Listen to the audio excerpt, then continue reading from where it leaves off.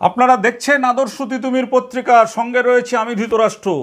যে খবর কোথাও প্রকাশ হয়নি সেই খবর আজকে তুলে ধরছি আমরা আদর্শ তিতুমির পত্রিকার পর্দায়। আপনারা দেখুন যে ধরা পড়ল ব্যারাকপুর শিল্পাঞ্চলের কুখ্যাত মেঘনাদ।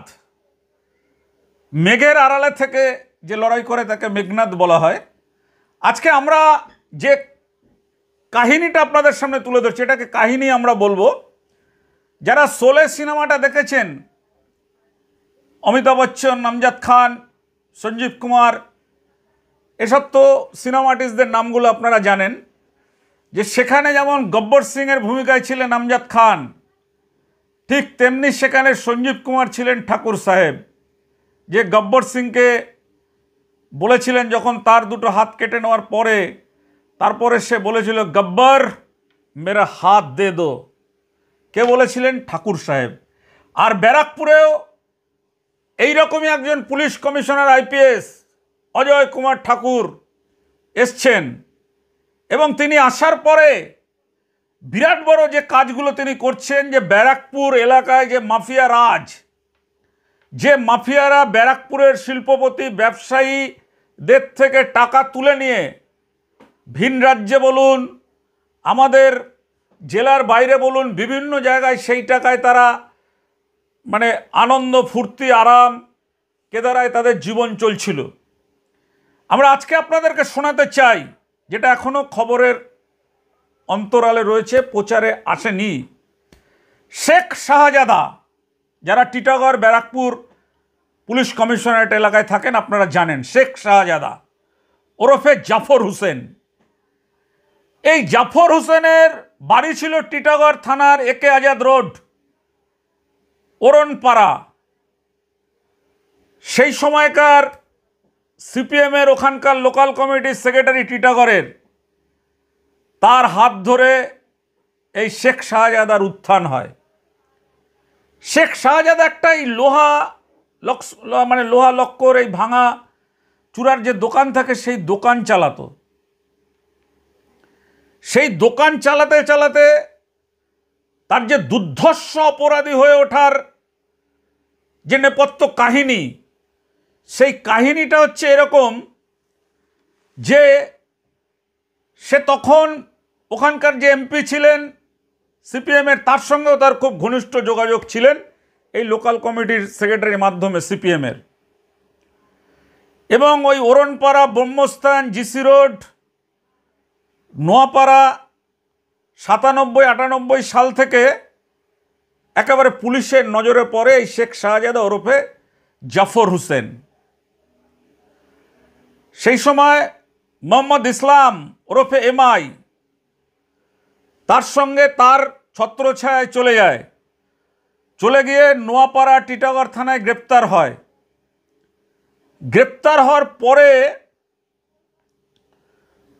পুলিশের হাত থেকে বাঁচার জন্য সেই সময় সিপিএমের যারা তাবর নেতা ছিলেন, এমপি, লোকাল কমিটির সেক্রেটারি, তাদের বাড়িতে পর্যন্ত আশ্রয় নিতেন এই শেখ শাহজাদা।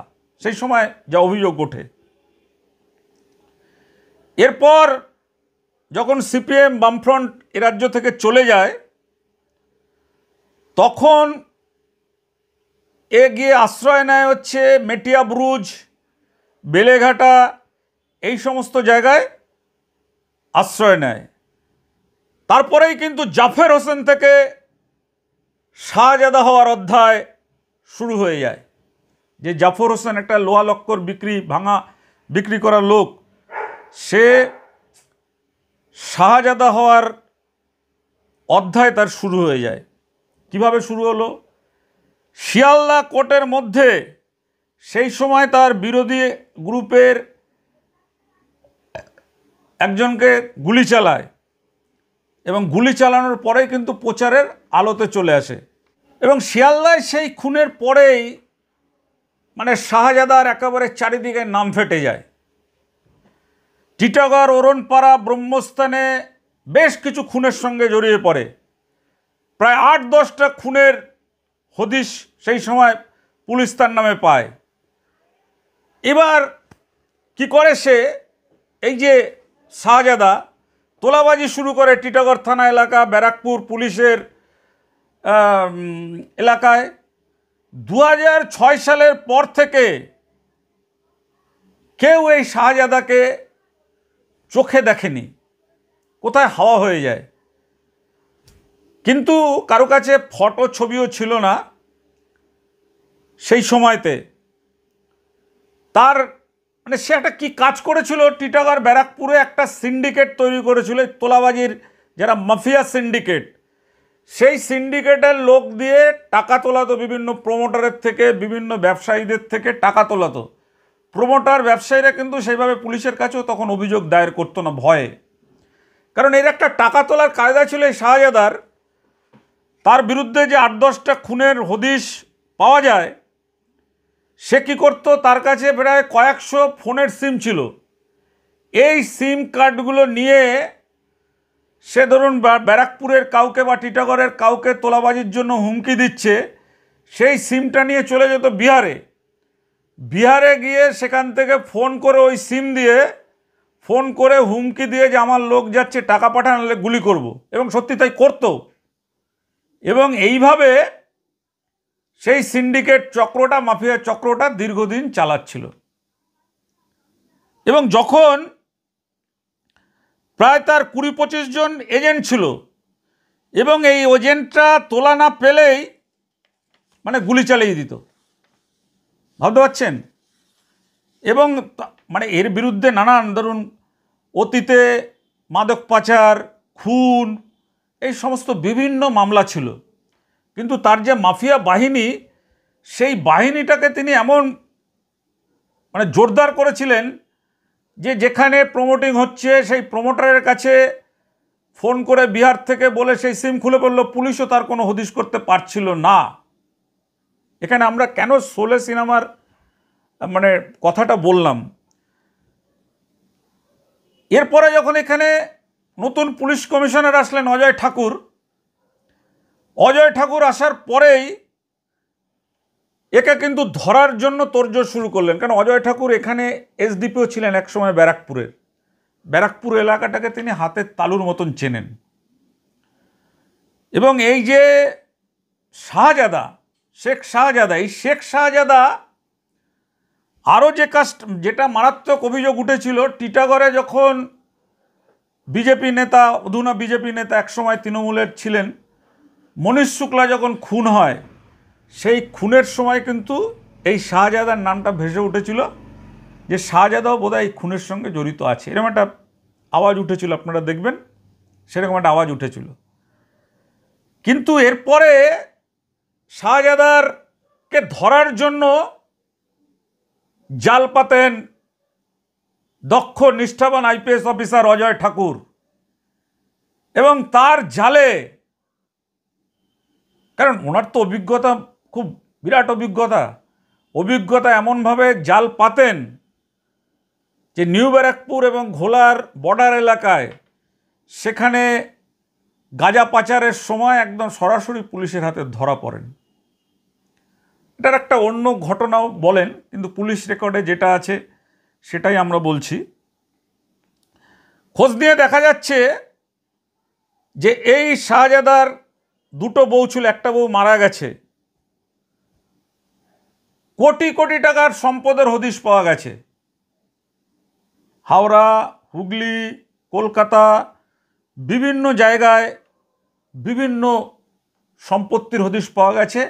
এই ব্যারাকপুর থেকে, ব্যারাকপুরের পুরো মাফিয়া মাফিয়া যে র্যাকেটটা, সেই মাফিয়া র্যাকেটটাকে শেখ শাহজাদা নিজে এলাকায় না ঢুকে একেবারে দূর থেকে অপারেট করতেন। কিন্তু এর নাম তো অজয় কুমার ঠাকুর, আইপিএস অফিসার। তিনি তো মানে সত্যের পূজারী, অন্যায়ের বিরুদ্ধে সবসময় রুখে দাঁড়ালেন। একে ধরলো নিউ ব্যারাকপুর থানা, টিটাগড় থানা, আর নিউ ব্যারাকপুর থানার ওসি সুমিত বৈদ্য, টিটাগড় থানার ওসি, এসিপি, ডিসি, সবাইকে একেবারে সামনে রেখে এমন একটা শক্তিশালী টিম করে দিলেন। এবং একে ধরার পরে কিন্তু একেবারে সংবাদ মাধ্যমের কাছে কিন্তু এই খবরটা কোথাও পৌঁছায়নি। আমরা আমাদের প্রতিবেদক ক্রাইম রিপোর্টার সুরেন্দ্র কুমার সিং, তার কাছে এই খবরটা আসে। আসার পরে আমাদের মনে হয় যে এই খবরটা আপনাদের সামনে তুলে ধরা দরকার, যে এক সময় যার ভয়ে ব্যারাকপুর কাঁপত, শেখ শাহজাদা, সেই শেখ শাহজাদা পরবর্তী সময় মেঘনাদ হয়ে গেছিল। পুলিশ তো দূরের কথা, কোনো নাগরিকও তার ছবি চোখে দেখেনি। মেঘের আড়াল থেকে লোক দিয়ে সবসময় লড়াই করতেন। কিন্তু অবশেষে একেবারে এই যে অজয় কুমার ঠাকুর, আমাদের মাননীয় সিপি, তিনি একেবারে লক্ষণের ভূমিকা নিলেন। ধরলেন, ধরে নিয়ে এসে তদন্ত, যে থানায় তার বিরুদ্ধে কেস আছে সেই কেসগুলো তদন্ত করছেন, এবং কারা কারা এই তোলাবাজির সঙ্গে যুক্ত ছিলেন তাদেরকেও পাকড়াও করার চেষ্টা করছেন। এটা খুব ভালো দিক। আমরা এই কারণেই বলছি যে একেবারে যারা অপরাধী আছে সেই অপরাধীদের যদি নেপথ্যে কারা আছে এবং তার গোড়া থেকে যদি মানে সমূলে উৎপাটন না করা যায়, তাহলে কিন্তু এই দুষ্কৃতী চক্রটা কিন্তু বিরাটভাবে আমাদের এই ব্যারাকপুর মহকুমার যে আইনশৃঙ্খলাটা এবং এখানে যে বারুদ ঠাসা করে তুলেছিল, সেটা কিন্তু এই সমস্ত ক্রিমিনালরাই, যারা কিন্তু দূরে বসে, মানে ব্যারাকপুর কমিশনারেট থেকে দূরে বসে বিভিন্ন রকমভাবে কায়দা করে এটা করছিল।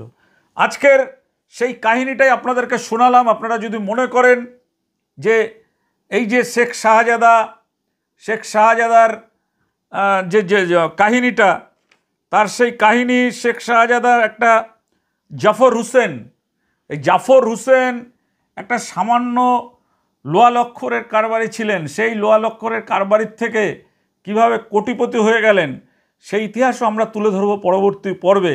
আমাদের চ্যানেলটাকে সাবস্ক্রাইব করে রাখুন। আমাদের ক্রাইম রিপোর্টার সুরেন্দ্র কুমার সিং এই নিয়ে অন্তর্তদন্ত চালাচ্ছেন। দেখা যাক আর কি উঠে আসে। এই শেখ শাহজাদা আরও কিভাবে কত মানুষকে খুন করেছে, কাদের থেকে তোলাবাজি করেছে এবং তার তোলাবাজির স্টাইলটা কী ছিল, সবটা নিয়ে আমরা পরবর্তী পর্বে আলোচনা করব। আজকে দেখুন ব্যারাকপুর শিল্পাঞ্চলের কুখ্যাত ডন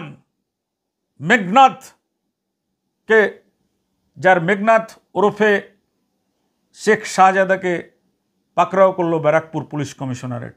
দেখুন।